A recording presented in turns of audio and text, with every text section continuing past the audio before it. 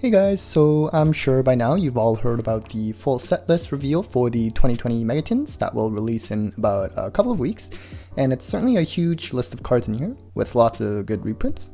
And I know you guys would already know the contents of the tin, but I thought I'd bring kind of a breakdown of what the most expensive singles are that will be in these tins, and of course we'll get to see prices for these cards drop up a lot once the tins are out. So let's start with some of the more obvious choices. Now, before I begin, keep in mind that these prices you see here are based on the market price in US dollars listed on TCG Player. And at the time of preparing this video, these prices were based on August 14th, the same day that the set list was released. So there's a chance that some of these prices may fluctuate widely even by the time I post this video. Now, with that disclaimer out of the way, obviously everyone's excited for the Appaloosa and Savage Dragon reprint because they are extra deck staples and were really expensive. Funnily enough, these two were actually not that expensive at one point. I mean, I remember I picked up my Appaloosa for about $45 USD back in fall of last year, which I regrettably sold for not that much more, literally like 2 days before it started spiking. And as for Savage, on release it was kind of pricey, but again, this card honestly dropped to as low as about $14 US back about like spring of 2019, which is when I got it, and it's spiked up a lot since. Now, interestingly enough, looks like Extravagance is getting another reprint, which is really good because even with the Toon Chaos reprint, it was still an expensive card, and a lot of rogue decks need this card as a playset, so that's good news.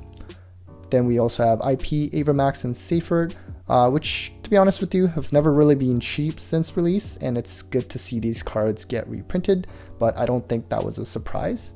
And among the three, IP would be the most used card in other decks, so the reprint is definitely very welcome.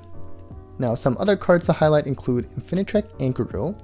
Now, this was from the Infinity Chasers side set, and it wasn't all that expensive, at least back last fall, because I remember I had the opportunity to buy it for like $8, but chose not to, which was kind of dumb. And since then, it had at least 2 separate price hikes, and at one point a few months ago, I remember it hit something ridiculous like $100 for like a day, and it's gone down since. And I know Infinitrack trains is a thing, and as a Cyber Dragon player, I know this card also helps make VFT, so it's a pretty good card. Then we have some other cards from Dark Neostorm like Cherbini and No Material. Now, No Material in particular is funny because I remember Nim Nim at one point made a video about how this card was only like $8, and I think since that video the price has gone up since. And then we also have Sertial of the Evil Eye. That's a really good one. It's another side set card that was short printed and expensive, even though it was just kind of a fun rogue deck. And it's also nice to see Gizmek reprinted, since that's a popular card in Orcust and Grand Maju, while not meta, they're still very commonly played decks. And World Legacy Guard Dragon, it's also a pretty pricey card, especially considering on release it really wasn't worth that much, and I remember I gave it away for like scraps, so I made a lot of regrettable choices. Now, other cards that you see on the table to the left here, but not highlighted as images, we have some other reprints like Phantasme, another one that's nice. It was most recently printed in Dual Overload. And then you also have other cards like Brotar and Striker Dragon, which are being reprinted as well. So I feel like this Megatin is basically for Dragon Link players.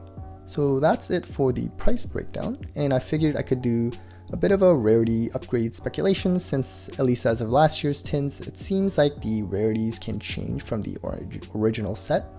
First, I have some hero cards on here, most importantly Cross Crusader, which is only a rare coming out of Dark Neostorm, and it should be at least a holo.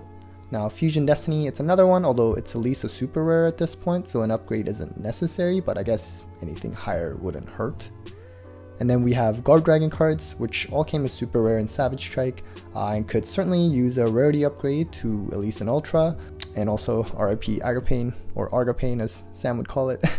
And then we have some other cards that people have been clamoring about, like Medelche Petting Sasur, which is only a rare at this point coming from Savage Strike. Now, Medelche is a pretty popular deck, and the card has also seen play in Adamancipator. Then we also have Neo Space Connector, which is a super rare from Soul Fusion, so hopefully that comes out as a higher rarity as well. And then Aloof Lupine and Time Thief Redoer came out as supers in OTS packs, and hopefully, especially for Redoer, it comes out as something higher since we do already have common prints for them. And lastly, we have some Unchained cards here that could certainly use a rarity upgrade since they're either commons or rares.